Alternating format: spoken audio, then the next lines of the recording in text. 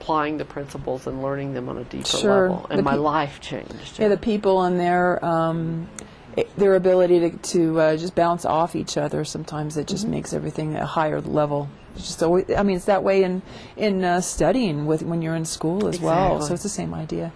You mentioned Jesus Christ quite a bit. Now, Unity does not only talk about Jesus Christ as being the only leader or prophet or anything. You also talk about, like you said, there's truths in every religion.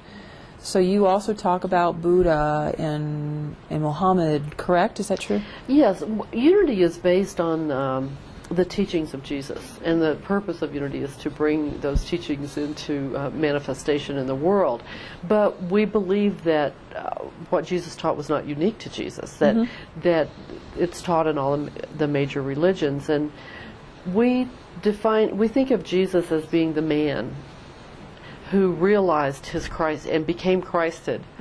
And so that the Christ is that divinity in us that the Buddhists may call the Buddha nature. Right. Or maybe it could be called Jehovah consciousness or whatever. It is that spark of divinity, our higher self.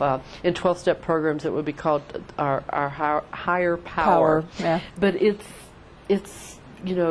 we don't believe that Christ is Jesus' last name. Right.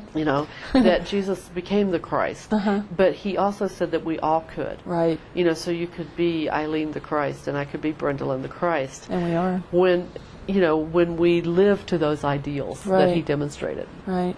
Now, we talked about human beings as being spiritual beings in a physical body.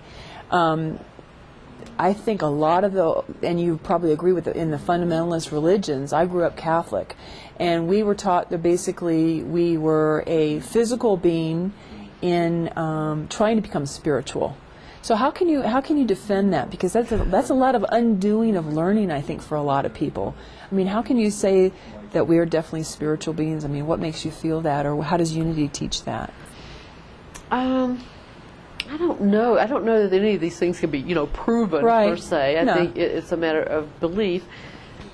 It just makes, sense to me. When I think of Jesus going through the crucifixion, for example, to me, part of the reason he could do that was because he knew he wasn't just his body. And that, whatever they did to the body would not touch the true essence of what he truly is. Right.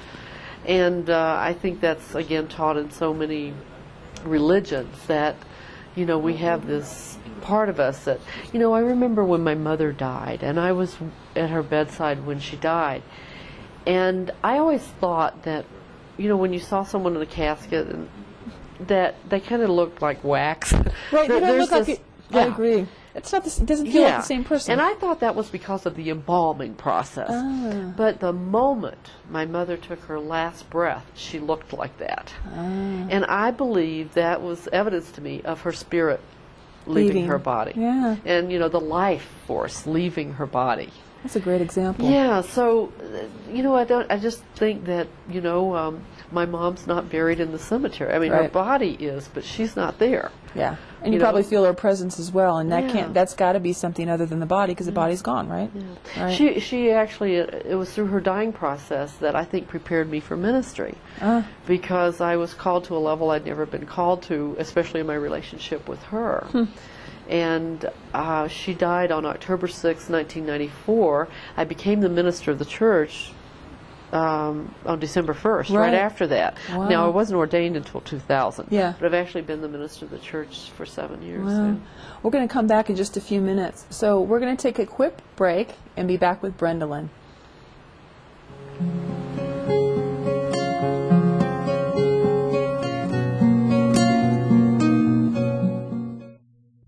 On September 11th, America faced terrorist attacks of the worst kind. Innocent lives were lost, and a sad cloud was cast over this great nation. These acts were intended to cause fear among all Americans, including our children. But we cannot let that happen. There are things we can do to help our kids. Talk with them, listen to them, tell them they're safe and that they're loved. God bless you, and God bless America.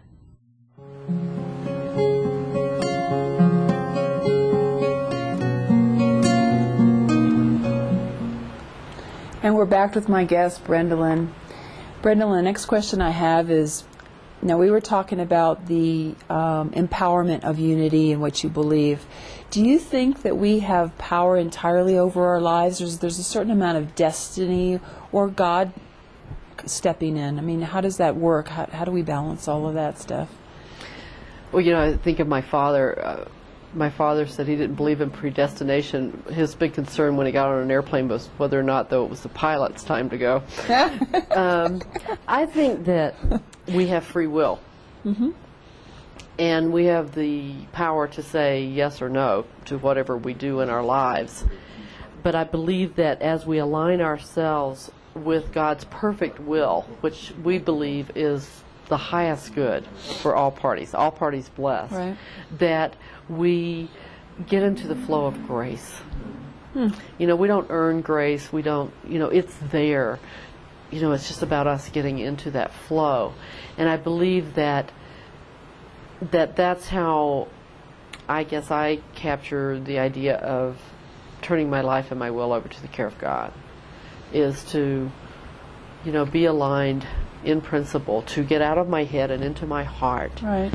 And so that I can hear God's guidance and voice and direction. So the power of grace is God's direction then? I think so. So how does destiny play a role in it? It doesn't exist at all? Well, I don't know that I know. And destiny, in a lot of ways, maybe I should clarify it. When I say destiny, it's almost like a child is born with a certain duty and purpose in life, and that I know there's a lot of different ways, but this is what I'm thinking: a certain duty and purpose in life to fulfill, and that it will happen no matter what. Like you see in some of these medieval King Arthur Round Table kind of movies. He was born to be king. That kind of thing. Right. Well, I think that on a soul level, we co-create with God what our mission is? Yeah, our mission. It's like I heard this great story that broke all my stereotypes of Roman Catholic nuns. This friend of mine is a Roman Catholic nun, and she does past life regressions. And I was like, does not compute. But anyway, but she said that she was in a session with a woman one time, and the woman said that between lives, if you will, God said to her, well, what do you want to go back and work on this time? And she said, well, I think I need to work on such and such. And God said, yeah, I think that's a good idea. And you're going to need some people to help you out, and some people to challenge you, some people to do different things so that you can achieve this purpose. And then it was like they were in a big sports arena, and people started standing up and raising their hands and volunteering and saying, I'll go back and I'll be in your face about this. Whoa. And I'll go back and I'll do this and I'll support you. And so I just love that story. Whether there's reincarnation, it doesn't matter. It's a great story because I think on a soul level, you volunteered. If you're in my face or if you're here to support me, that you somehow volunteered. But it's not on a conscious level. I don't think we know these things consciously. No. But that unconsciously, I think on a soul level, we came here for some reason. But we can tap into it. It's not conscious, but if we're get into touch, I guess, have our spiritual connection, whatever that is, with our meditation or with, whatever it is. Or sometimes it's just like you're walking down the street and, oh my God, you get hit with it. I know sometimes that's happened to me. Yeah. That's happened to me. Well, past life regression, so you don't have a feeling about having past lives? Things where I don't, I don't have an argument either way. It's like I think anything's possible because with God all things are possible. And it makes sense to me on some level that how could we possibly become all we can be in one lifetime? Really? That's so true. So it makes sense to me probably more than it doesn't make sense to me. So how many lives have you had? No clue. Are you an old soul? Have you been around before? I've been told I'm an old soul, but who knows? I know. I know. I think it's fascinating, though. It is. Now, how do we teach our children our spirituality as opposed to taking them to, I guess you could start that way. Do we teach them spirituality versus a religion, or I